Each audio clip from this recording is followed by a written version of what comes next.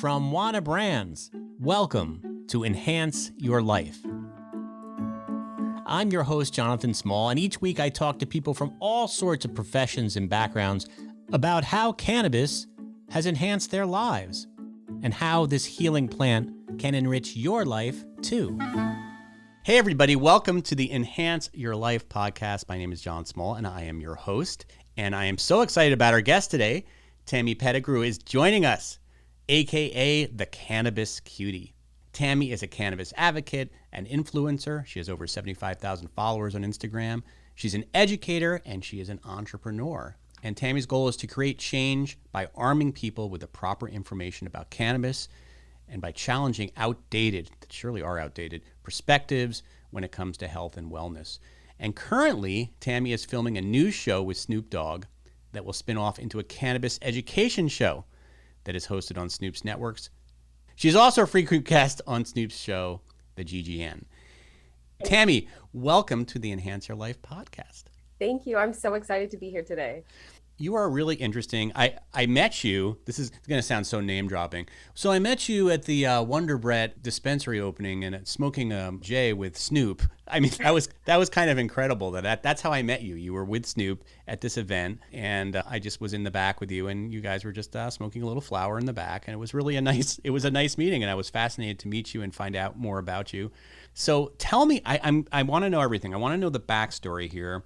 The origin story of the Cannabis Cutie. When did cannabis come into your life and you decide that you wanted to make it more than just something that you participated in, but actually something you wanted to educate people on? I would say probably at the beginning of my use, which was my freshman year in college. My freshman year in college, my first semester, I brought home a 0.8 GPA after being a model student my entire life. The kid on my floor who constantly smelled like a pound of weed made the honor roll. And for me, it was just like, wait, the DARE program taught me that this was supposed to be opposite. So that was kind of the first curiosity that actually got me to consider using cannabis, because I was a drug-free, alcohol-free person. And then once I used it, I liked it and I continued, and I noticed that incrementally, I was becoming a better person. I was much more open-minded. I was much more patient.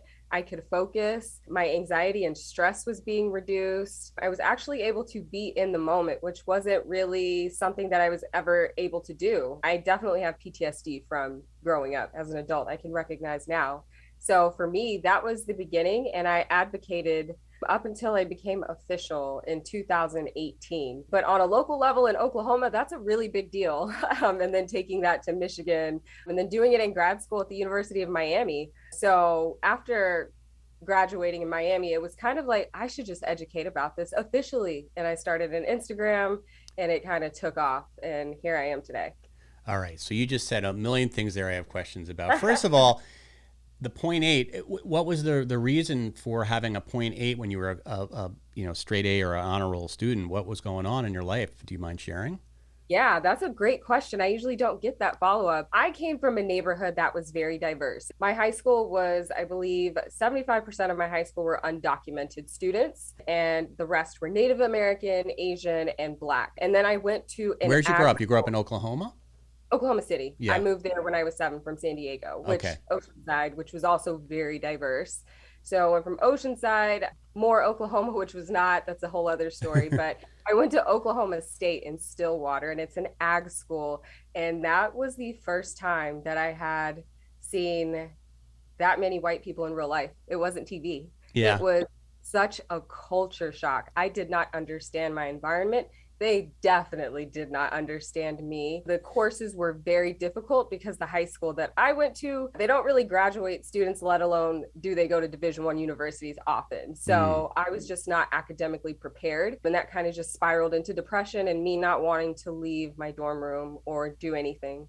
And you got I think I read you got in there on a scholarship, right? Yes, I did. Yeah. That's awesome.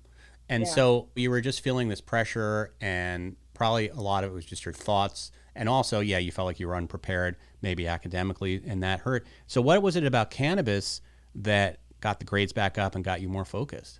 It took this sense of dread that I'd had lived with my entire life that was normal, and it kind of put it to the side.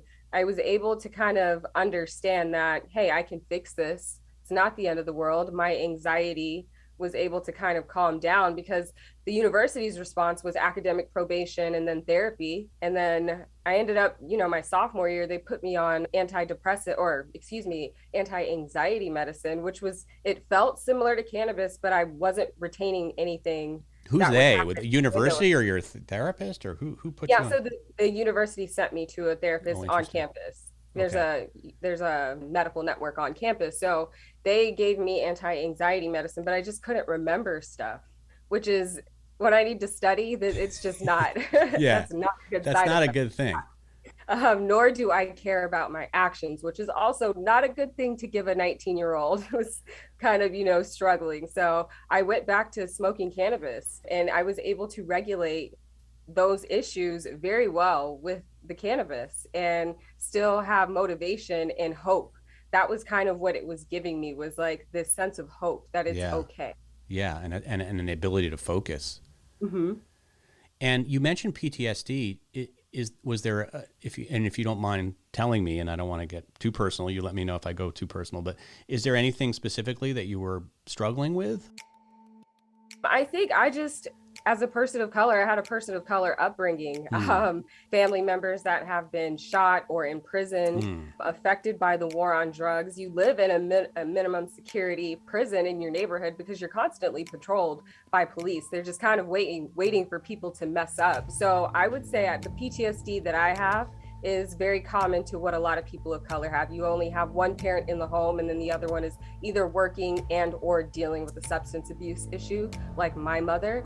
So just kind of this whole very stressed and traumatic life that when you get out and you do better, you're like, oh shit, that was not normal, not even Right. 1% of it. So it's just kind of that constantly being in anxiety. If I see a police officer, I still cringe a little bit because of what my brothers went through. Just like a not necessarily a feeling of always feeling safe, Yeah. or feeling like maybe just those experiences and learning how to unlearn that and live a normal, safe life. Okay, so back to cannabis. Go back to 19-year-old Tammy, or 20-year-old Tammy. So it's really helping. You were able to get your grades back up and stay more focused, a little bit Mm-hmm. less anxiety, which is Yeah. wonderful. And you ended up going to graduate school. Yeah. And then what did you study? I got an executive MBA. So just kind of learning how to run foundations and be like a head honcho type of situation. It was a program for NFL athletes and their spouses, and the academic calendar worked around the NFL schedule. So it was ideal for what my life was at the time. Now, you tell me, I think you mentioned this to me when we met, that you are divorced or you are in the process of divorce? I am divorced. You I've are been divorced. divorced since 2017. Yes. Yes. And you were married to an NFL athlete. Did that bring its own stresses in terms Oh, of like, talk about that? Like, why? so a big part of why I advocate today is to help the families, because in the NFL there's so much focus around the players, as it should be, but the women also leave their home to go to a new city to bet on somebody else's dream. You feel what's happening in that position room. You feel what's being said in the media. You feel what the fans are saying. You're sitting right next to them sometimes. And then you also have the weight of being a wife, a mother, taking care of a house. If your husband is traded, you get to pack up that house because he has to report within 24 hours. You have to coordinate with the schools of swapping. You're moving twice a year anyway. People have this idea that it's glorious. It's a very high stressful job. Yeah, even as a Yeah. stay-at-home mom. And I just felt like the mothers needed support with cannabis, and a lot of the players needed to learn an alternative therapy. There's a lot of guys on the team who would smoke, but then there's a lot of guys who would never touch it. But when you think about the therapeutic and the anti-inflammatory potential, I just felt like it was something they needed to be paying attention to. So I was an example of a functional person on the team who's like, hey, I'm using cannabis, it's okay, and getting more wives and players curious about it. Well, that's wonderful. And so you really talk not only to the wives, but to the players about like this might be something, because I know there's a stigma attached even in the NFL to cannabis. And in fact, I just got off the phone with a gentleman who plays for the Detroit Lions, or who used to play for the Detroit Lions, who is now starting a cannabis company. And he said that going into the league, he was very scared and wary of cannabis. And I've talked to a lot of athletes who grew up because their body and their physicality was such a big part of their lives. when they got in, they thought, I am touching that stuff. That stuff will mess you up or make you lazy or whatever it is. So there is a stigma. And then we don't hear about the other side. We don't think about what you're talking about, which is the families of these athletes, like the stress that you're going through. I mean, every game, you don't know if your spouse might get brain damage or something, right? And then plus there's just the stresses of your own life. Yeah. Mm-hmm. So at what point did you decide, I have this knowledge and people are super interested in it. I'm going to make this into more than just like a private sort of consultation. I'm going to make this into sort of a business and more of my professional identity. What was the birth of the Cannabis Cutie? The birth, I would say when I got to grad school, pretty much every project that I could make about cannabis was about cannabis. So I got lots of practice of converting people who weren't necessarily open to it to actually trying it by the end of graduation. So for me, it was like, okay, maybe I should just learn about it so that I can get into the industry because obviously I'm good at it. And that was the aha moment of, whoa, I don't think anybody knows this information, the science. I would look on Instagram, I couldn't find anything, Facebook, YouTube, it just wasn't I couldn't understand it. So I just started making Instagram videos with no plan, still trying to figure out what I wanted to do with the rest of my life. And that it really did not hit me that this was what I was going to do with the rest of my life until I started to see the results. And I did not know how I was going to monetize it when I started it at all. I just started. That's the question everybody's asked. Well, how do you monetize, that's social media, right? But I think what you did is probably the smart way to do it is just do what you love, right? And the money hopefully will come. At least that's what they tell me. But anyway, so you started making these Instagram videos. How did you come up with the name The Cannabis Cutie? Okay, so, it sounds very weird and very hippie, but I heard it in a meditation. Yeah, oh, cool. And it was after a conversation with Ricky Williams. He's an astrologer, and he just was reading my chart and letting me know that I kind of have this lack mentality about myself. I never think I'm prepared enough. I never think I'm smart enough. I never think I'm pretty enough. And he was right. So hearing the Cannabis Cutie, I would never embrace what I look like as something that I would do. And that was exactly why I had to do it. So that's where it came from. And it's just also me wanting to underpromise and overdeliver. Yeah, if it was the cannabis goddess, maybe that would be. I would always have to come correct. I'm just a cutie. No, yeah. but it's a really cute name, and your videos are very engaging. So, at what point did it become like you realized, well, I could actually make a little bit of money off of this?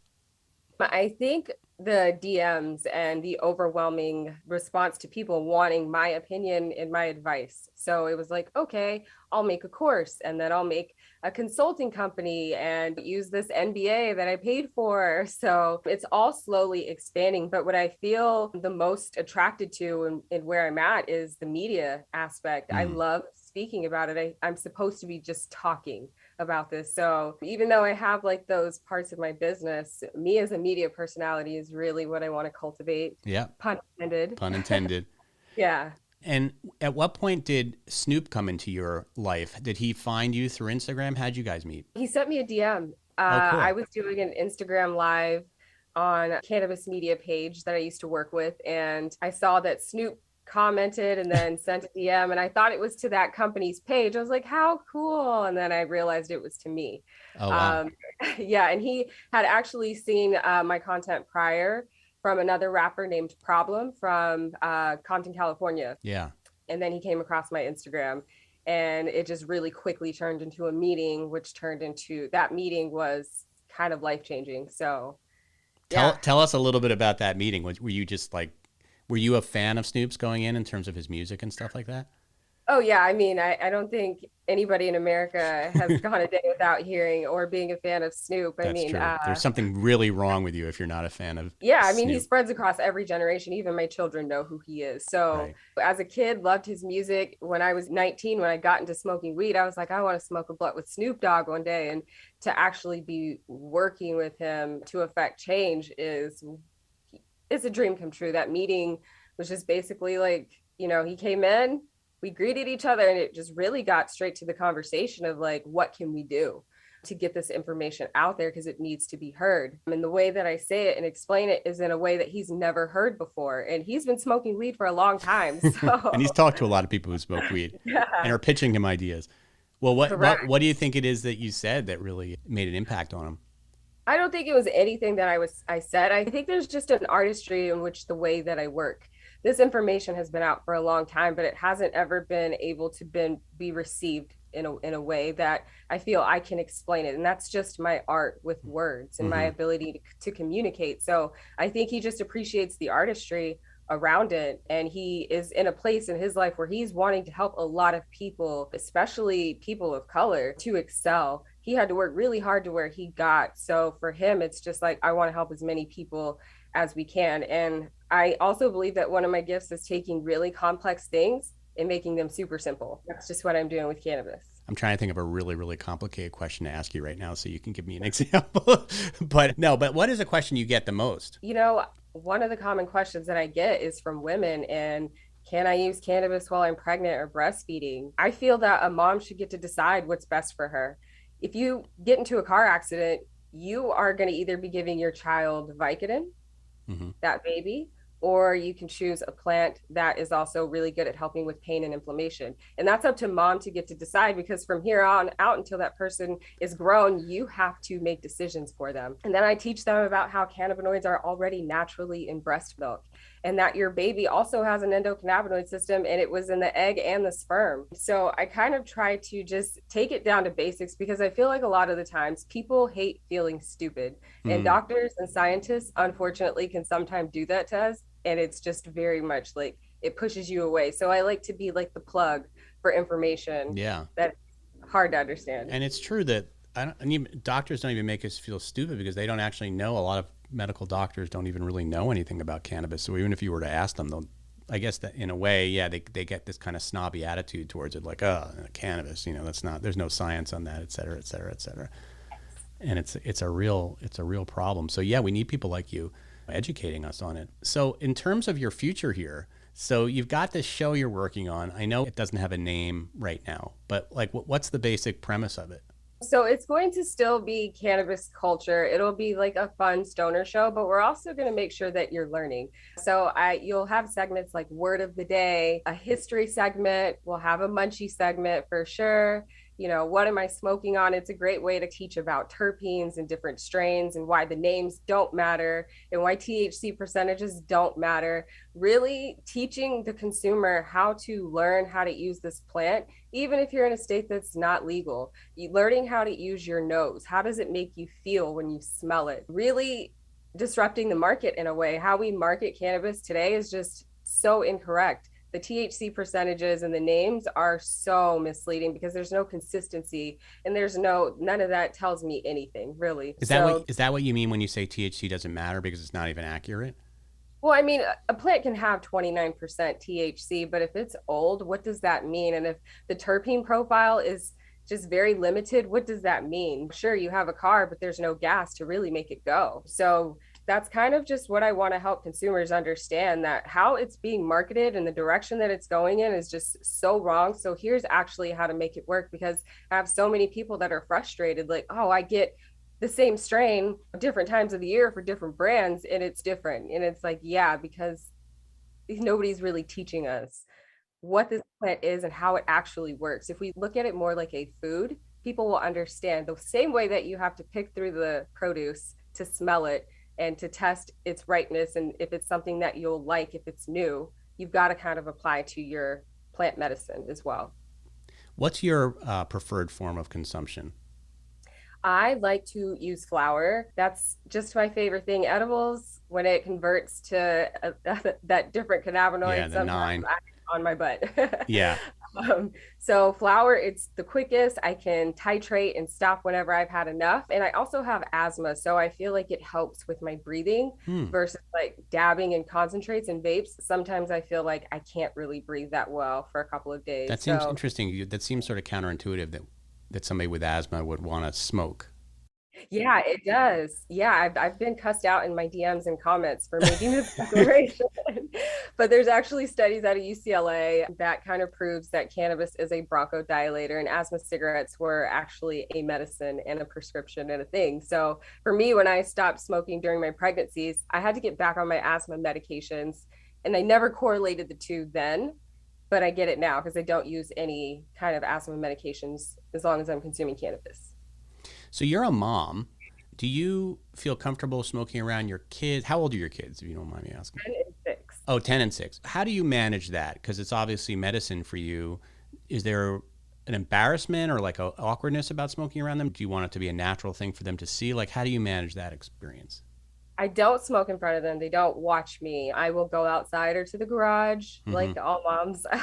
But they do understand what I am doing. And they actually got to watch a seed grow into a plant the same way that the herbs and the Oh, fruit trees cool. did. And there was nothing evil that happened. It was literally sunlight and water for everything and nutrients. So Did you do that's that kind like of at how, home? You had like did a little grow at your house? yeah, during the pandemic and quarantine. Yeah, so that's kind of how I was able to show them like, hey, there's nothing evil, even if you're being taught that it is, you saw that it's just a plant. And I finally decided to let them know that I was actually smoking it when they came outside and I had a glass of champagne and a joint and I hid the joint, but not the champagne. And I was like, one of these things is damaging my body and the other one isn't. What am I doing? Oh, And that's when I interesting. finally kind of let them know that it's medicine and really spoke to them about it. And they understand that mommy works really hard and she never stops. And if it's something that becomes a problem, then I would have to slow down my use. But I don't have the privilege of slowing down with 2 children and Mm-hmm. a business. So they do still see me functioning. They still see me emotionally stable, getting things done, and handling myself with respect. That's wonderful. What is your advice to parents who, like my kids are a little bit older than yours. I've got a 16-year-old and a 12-year-old, and they're starting to get at the age, well, at least the 16-year-old, where I know that he'll probably be exposed, if not already. I'm probably naive. He's probably been exposed to weed. I mean, he lives with me, so it's all over the place. It's all over my Yeah. house. I could open a dispensary the amount of weed that I have in my house, but he doesn't see me smoke it, Right. and even if he did, I know he's going to be exposed to it at parties and stuff. What advice do you think you're going to be giving to your kids when they get to be around that age about cannabis? This may sound very controversial, but I look at France, for example, where kids start drinking wine in middle school Mm. and their rates of abuse are nowhere near American rates of abuse. So I think probably the healthiest way to gauge that is to probably do it with them first. If you're curious about it, do it with me. Your friends are probably going to have bad weed anyway. I've got the It's good true. You got stuff. the good stuff. Yeah. I mean, your mom's the cannabis cutie. Like, let's just be real here. Yeah, so maybe, that's a conversation we have. And then also just looking at what kids today and the social media and the mental health and suicide rates and the depression rates amongst young people, I would totally rather go down the plant therapy route versus the pharmaceutical route any day. So it's even something that I'm considering for mental health, whether it's like ratio 9 to 1s, but I definitely think that that's a conversation that I will have with my kids as a teenager and start them before their interest starts and always treat it as a medicine. That's really good advice. All right. Tammy, thank you so much for joining us on the show. If people want to find out, I mean, the best way, I guess, is to go to your Instagram, right? Or where should people find out about you? So yeah, my Instagram at the cannabis cutie or thecannabiscutie.com, where there's lots of information, videos, resources. And then I have a book club that's really fun. We meet weekly where I teach, we sesh, we grow, lots of gems are What's dropped. the book? What's the book club? We didn't talk about that. Talk about that real quick. Yeah. So the Higher Learning Book Club, we basically meet on Zoom once a week. I send out a reading schedule. It's usually 4 to 6 weeks long per book. And then we go over 40, 50 pages. I kind of basically reteach what you just read, which if it's really complex, that's the benefit. I can kind of break it down so that it makes sense. And then we sesh and we network and we learn. And people have actually flown out and hung out with each other from this book club. Oh, that's So wonderful. So what is yeah. are the books all about cannabis? Yeah, we kind of keep them cannabis specific or relating to cannabis. So we're obviously running out of titles. We're on Yeah, I'm something. wondering, like, what have been some of the best received books in the book club? The best received book that we read was Smoke Signals by Martin A. Lee. That Mm, was the most comprehensive social writing that down. history. Yeah, that one was amazing. We're reading memoirs. Cannabis and Spirituality was a very popular book that we read. But yeah, I would say Smoke Signals takes the crown Wow. 100%. Well, Yeah. that's great advice. It's now on my reading list, and maybe I'll even join the higher learning book club. Can I be a guy and join? Oh yeah, Okay, absolutely. cool. We love having it's mostly women, but Hey, that's we good with me.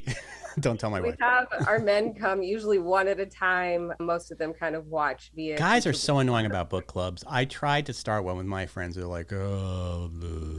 They're just like, no, I can't. It makes me crazy. As a professional writer, I want to be in a book club. All right. Well, good luck with that. Thank you again for doing the podcast. And I'm going to send you some Wana edibles. I know that edibles can sometimes knock you out. I think these might be good because they're titrated in a certain way. They're quick acting, so you'll know right away how to balance it. So why not? Awesome. Yes, I can't wait. Okay. Tammy Pettigrew, thank you so much for joining the Enhance Your Life podcast. Thank you for having me. Enhance Your Life is brought to you by Wana, the #1 infused product in North America. Wana's entire process is designed to deliver the same great experience time after time. They have spent years fine-tuning their recipes so that their products are delicious, consistent, and potent. For more information, head on over to wanabrands.com. That's Wana, W-A-N-A, brands.com.